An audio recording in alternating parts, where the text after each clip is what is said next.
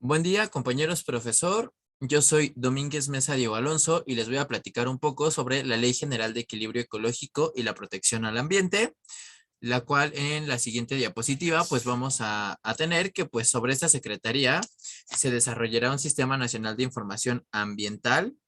Esto sobre los recursos naturales que van a tener como objeto registrar, organizar, actualizar y difundir pues la información de la misma, ¿no?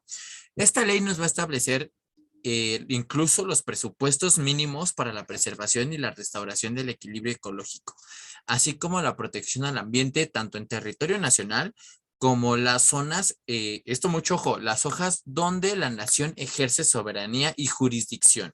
Entonces, pues, asimismo vamos a tener un marco general sobre información y participación en asuntos de ambientes, pues con responsabilidad por daño ambiental y pues otras formas por recurrir.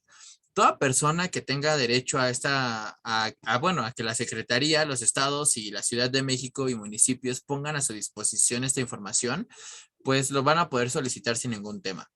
En los términos previstos por esta ley se va a considerar como una información ambiental cualquier información escrita, visual o forma incluso de base de datos en la que disponga las autoridades ambientales la materia en materia de agua, aire, suelo, flora, fauna y pues recursos naturales en general, por llamarlo así.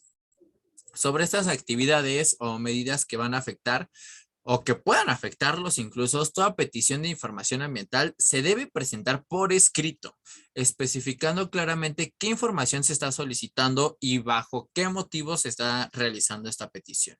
La autoridad ambiental deberá responder por escrito a los solicitantes sobre esta información en un plazo no mayor a 20 días a partir de la primera recepción de la petición respectiva. En caso de que la autoridad conteste negativamente la solicitud, pues se deberán señalar las razones que motivaron esta dictaminación. Si transcurrido este plazo establecido en el párrafo anterior, e incluso pues lo que hemos comentado nosotros, no se emite una respuesta por escrito, la petición se entenderá resuelta en un sentido negativo, pues para el promovente, la autoridad ambiental, dentro de los 10 días siguientes, la solicitud de información se deberá notificar al generador o propietario que pues tuvo la recepción de esta solicitud. Sobre este equilibrio ecológico ambiental, nuevamente lo llevamos a cabo con el ejemplo de la película. Es muy importante, ya que como nosotros conocemos, McDonald's tiene muchísimos tipos de contaminantes, no solamente el papel, no solamente el cartón que nosotros vemos al consumir, sino también detrás de todos los tipos de aceites que se generan, las grasas que se generan en las freidoras, todo ese tipo de situaciones tienen que estar vigiladas, por llamarlo así, o determinar todo ese tipo de esquemas. Y pues aquí es donde entran también todas estas leyes en cuestión de ecología y protección al ambiente. Sobre esto vamos a hablar en el artículo 1, que es la siguiente diapositiva. Esta va a ser una ley reglamentaria sobre las disposiciones en la Constitución Política de los Estados Unidos mexicanos, claramente, en la cual pues la preservación y restauración del equilibrio ecológico, así como la protección al ambiente en el territorio nacional, va a tener todas las obras sobre las zonas, como les comenté, sobre la nación ejerza soberanía y jurisdicción. A esta disposición, pues en el orden público e interés social, siempre va a tener por objeto propiciar el desarrollo sustentable y establecer bases. Por ejemplo, la primera es garantizar el derecho de toda persona a vivir en un medio ambiente adecuado para su desarrollo, salud y bienestar. En la segunda tenemos los principios de la política ambiental e instrumentos para su aplicación. En la tercera, la preservación, restauración y mejoramiento del ambiente. Para la cuarta, la preservación, protección de la biodiversidad, así como el establecimiento, administración y áreas naturales protegidas. En el número 5 vamos a tener el aprovechamiento sustentable en la preservación y en su caso, pues la restauración del suelo, del agua, recursos naturales, de manera que sean compatibles con pues la obtención de estos beneficios económicos y actividades de la sociedad con la preservación de los ecosistemas. Y para el número 6 tenemos la preservación y el control de la contaminación del aire, agua y suelo. Esto es muy importante, pues puesto que estos tres son los principales en donde la contaminación radica más. Entonces, pues teniendo una buena prevención y un buen control de estos contaminantes sobre estos tres ejes, podemos llevar, por decirlo así, un mayor control sobre las políticas ambientales y sus aplicaciones como lo vimos anteriormente. Sobre esto, mi compañera va a seguir dándoles un poco más de información. Muchas gracias. Muchas gracias, compañero. Me presento, yo soy Mariana Ibáñez y bueno, yo les voy a hablar ahora sobre el artículo 2 de esta misma ley. En el artículo 2 se nos va pues a dar lo que se considera utilidad pública y hablando como de manera general sobre este artículo, se hace mención del ordenamiento ecológico, lo que se tiene que hacer en y por la ecología según esta y todas las leyes que hemos estado estudiando, que hemos estado viendo. ¿Qué se tiene que establecer, proteger y preservar las áreas naturales? Se tiene que formular y ejecutar acciones de protección y preservación a la biodiversidad. Hay que establecer también zonas donde haya actividades que se consideren riesgosas, apartarlas justamente de estas áreas naturales. Y bueno, lo que yo considero más importante es justamente su última fracción, que se formulen y ejecuten acciones para poder adaptarnos al cambio climático, que como sabemos, como vemos, como sentimos todos los días, aumenta cada vez más. Y pues si no existieran justamente todas estas leyes, todas estas normas que hemos estado viendo y que hemos estado investigando, pues todo sería más rápido, ¿no? Aumentaría a mayor velocidad todo este calentamiento global. Las empresas pues harían como lo que quisieran y nada estaría protegido ni cuidado, porque tristemente si no nos obligan, si no nos dicen qué hacer, pues no lo hacemos. Bueno, ahora vamos a pasar al artículo 3. El artículo 3 nos va a ayudar con definiciones que se ocuparán justamente a lo largo de esta ley, también, bueno, para tener más conciencia general y saber de lo que estamos hablando, poder tener en claro qué es lo que se considera legalmente. ¿A qué me refiero con todo esto? Bueno, vamos a tener los siguientes términos que vamos a estar diciendo.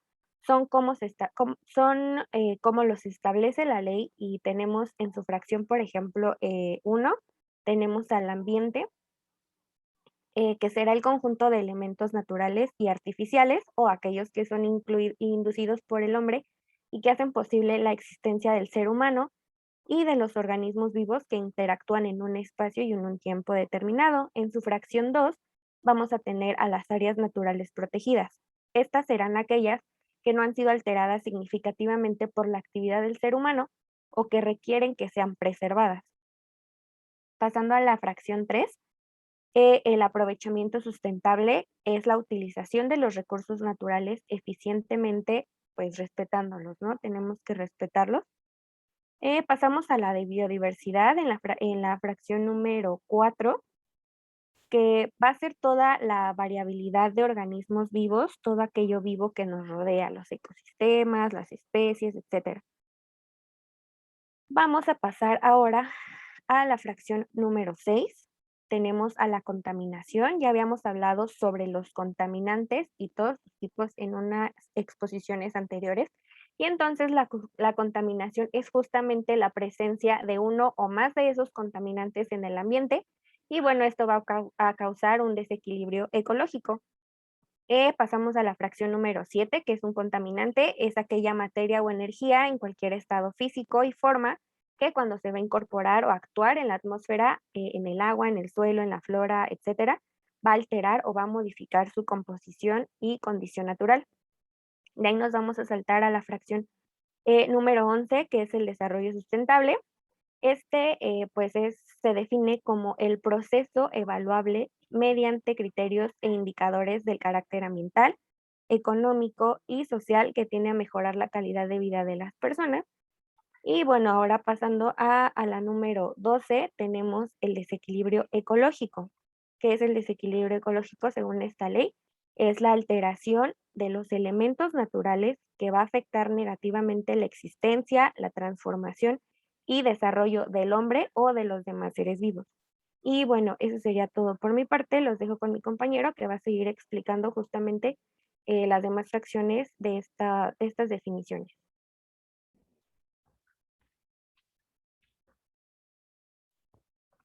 Ok, gracias compañero. Buen día, profesor, compañeros. Me presento, mi nombre es Daniel Velázquez y en continuación del artículo 3, ahora tenemos las siguientes fracciones, como mencionó mi compañero. La primera que tenemos es la fracción 13, la cual nos va a definir lo que es un ecosistema. Bueno, en un ecosistema pues es la unidad funcional básica de interacción de organismos vivos entre sí y con el ambiente, en un espacio y tiempo determinados. Dentro de este mismo artículo tenemos los ecosistemas costeros. Estos se caracterizan por que se localizan en la zona costera, pudiendo comprender porciones marinas, acuáticas o terrestres.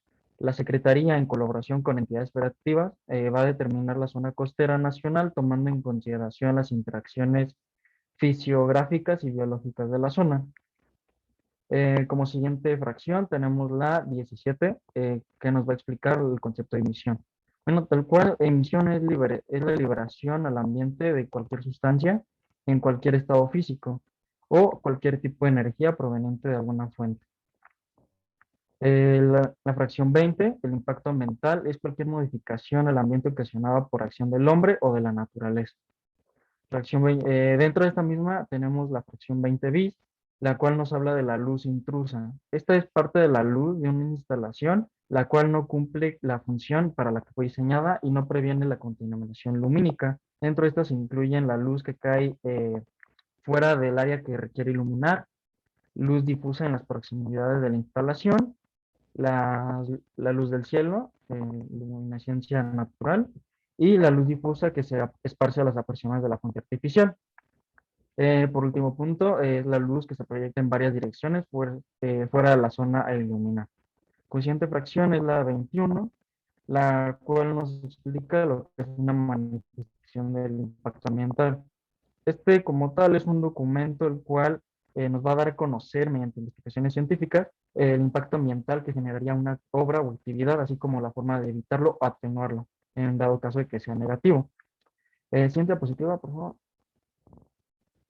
¿Qué siguiente fracción es la 23?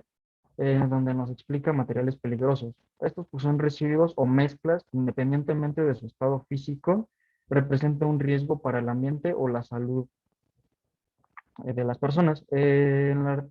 Saltándonos hasta la fracción 30, tenemos que un recurso natural va a ser un elemento natural susceptible de ser aprovechado en beneficio del hombre. En la fracción 32, un residuo. Cualquier material generado en procesos de extracción, transformación, producción, consumo, tratamiento, cuya calidad no permite usarlo nuevamente en el proceso que lo generó. Como siguiente fracción tenemos la 37, la cual es una vocación natural. Estas pues son condiciones que presenta un ecosistema para sostener una o varias actividades en que se produzcan desequilibrios ecológicos. Bueno, esto ha sido toda mi parte, las dejo con mi compañero. Gracias. Yo soy Diana Ábalos y bueno, continuando, ahora tenemos lo que es el capítulo 3, el cual lleva por nombre Prevención y Control de la Contaminación del Agua y de los Ecosistemas Acuáticos. Bueno, para comenzar, tenemos algunos artículos, bueno, los cuales son de los más relevantes. Tenemos como principal artículo el 117. Pues nos habla acerca de la prevención y el control de la contaminación del agua, en la cual pues se consideran algunos criterios. Dentro de estos criterios, primeramente nos dice que la prevención y el control de la contaminación del agua es importante para que este recurso no reduzca su cantidad y por ende su disponibilidad, además de que corresponde tanto al Estado como a la sociedad en general, prevenir y evitar la misma. Las actividades productivas que aprovechen el agua y produzcan contaminación son responsables de realizar un tratamiento para que así este mismo recurso, es el agua, pueda reintegrarse de nuevo y utilizarse en otras actividades. Así como también nos dice que las aguas residuales urbanas deben recibir un tratamiento adecuado antes de descargarse en depósitos o en corrientes de agua. Siguiente, por favor, compañero. El artículo 118. Bueno, pues por otra parte tenemos el artículo 118, el cual nos habla acerca de los criterios para la prevención y el control de la contaminación del agua.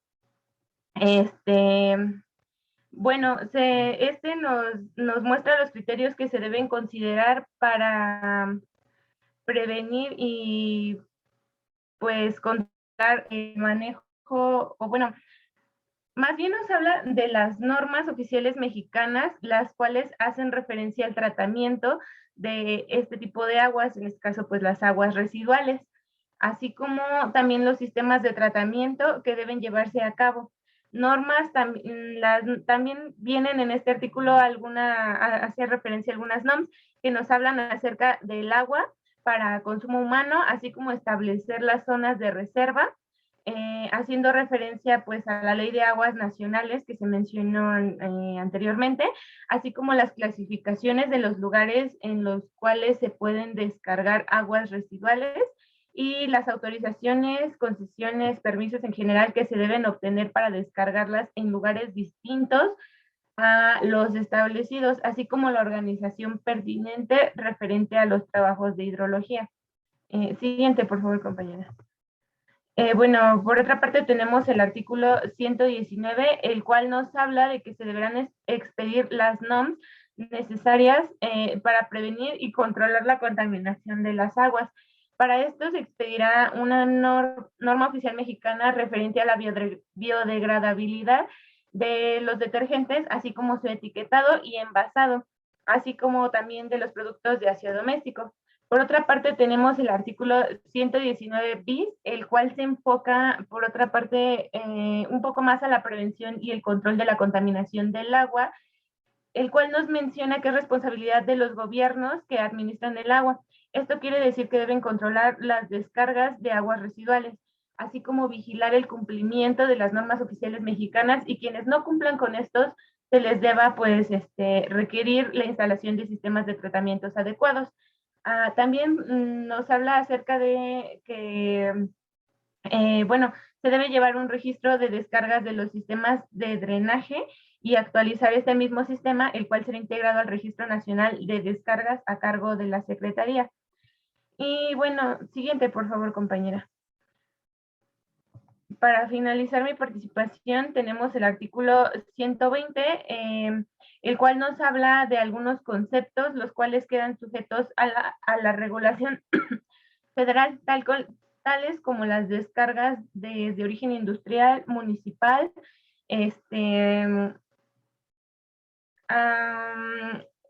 que son derivadas de algunas actividades agropecuarias, así como descargas de desechos que se generan en actividades de extracción de recursos no renovables. También la aplicación de las sustancias, así como la aplicación de las sustancias tóxicas como plaguicidas, cualquier infiltración que afecte mantos acuíferos y pues el desecho de residuos sólidos y materiales peligrosos en general en corrientes de agua. Los dejo con mi compañera. Bueno, muchas gracias, compañera. Mi nombre es Daniela Hernández y yo les voy a hablar sobre el capítulo 6, que es el artículo 51, 51 bis, 52 y 152 bis. Siguiente, por favor. Para el artículo 151 tenemos que la responsabilidad del manejo y disposición final de los residuos peligrosos corresponde a esa persona o empresa que los genera. En el caso en el que se contraten los servicios de manejo y disposición final de los residuos con empresas autorizadas por la Secretaría y los residuos sean entregados a estas empresas, la responsabilidad de las operaciones es de quien es de estas, independientemente de la responsabilidad, es que tenga quien los generó. Eso quiere decir, bueno, que quienes generen, reusen y reciclen residuos peligrosos deberán hacerlo del conocimiento de la Secretaría en los términos previstos en el reglamento de esta ley. En las autorizaciones para el establecimiento de confinamientos de residuos peligrosos se incluyen todos los residuos que no puedan ser técnica y económicamente utilizados para el reuso, reciclamiento, destrucción ya sea térmica o físico-química, y no se permitirá el confinamiento de estos residuos peligrosos en estado líquido. Y para el artículo 151 bis, dice que se requiere autorización previa de la Secretaría la presentación de servicios a terceros que tenga por objeto la operación de sistemas para la recolección, almacenamiento, transporte, reuso, tratamiento, reciclaje, incineración y disposición final de estos residuos peligrosos, la instalación y operación de sistemas para el tratamiento o disposición final de estos residuos o para el reciclaje en su caso, cuando éste tenga como objetivo la recuperación de energía mediante el método de incineración y la instalación y operación por parte del generador de residuos peligrosos de sistemas para el reuso, reciclaje y disposición final fuera de las instalaciones de la empresa en donde se generaron. Siguiente, por favor, compañera. Para el artículo 152, dice que, la Secretaría promoverá programas tendientes a prevenir y reducir la generación de estos residuos, así como estimular el reuso y el reciclaje. En aquellos casos en que los residuos peligrosos pueden ser utilizados en un proceso distinto por el cual se generaron, el reglamento de esta ley y de varias normas mexicanas deben establecerse mecanismos y procedimientos que hagan posible el manejo eficiente desde un punto de vista tanto ambiental como económico. Todos estos residuos peligrosos usados, tratados y reciclados en un proceso distinto al que se generaron serán, dentro del mismo predio, serán usados, tratados o reciclados en un proceso que, es sujeto a un control interno por parte de la empresa responsable. Y en el caso de que estos residuos sean transportados a un predio diferente, se estará a lo dispuesto en la normatividad del transporte terrestre de residuos peligrosos. Y para finalizar, el artículo 152 bis dice que cuando la generación, manejo o disposición final de materiales o estos residuos peligrosos produzca contaminación del suelo, los responsables de dichas operaciones deberán llevar a cabo las acciones necesarias para su recuperación y el restablecimiento de las condiciones del mismo. Y esto con el propósito de que se pueda ser destinado a alguna de las actividades previstas en el Programa de Desarrollo Urbano o de Ordenamiento Ecológico que resulte aplicable para el predio o zona en el que se están generando. Y los dejo con mi compañero. Muchas gracias. Ok, en conclusión, pues en este trabajo conocimos sobre la Ley General de Equilibrio Ecológico y Protección del Ambiente. Poco a poco, pues se nos fue introduciendo conforme que conceptos hasta llegar a lo de residuos y cómo se implementan las leyes para sancionar o evitar alguna contaminación ambiental y protegernos al ambiente y a nosotros mismos de los daños que estos puedan provocar. Pues debemos tener esto muy conscientes nosotros como administración industriales para no caer en alguna sanción que nos pueda afectar más adelante a nosotros o a otras personas. Siguiente, por favor. Ok, como frase del día de hoy hemos elegido la siguiente. Si crees que la economía es más importante que el medio ambiente, intenta aguantar la respiración mientras cuentas tu dinero. Esta fue dicha por Guy McPherson. Bueno, esto ha sido todo de nuestra parte.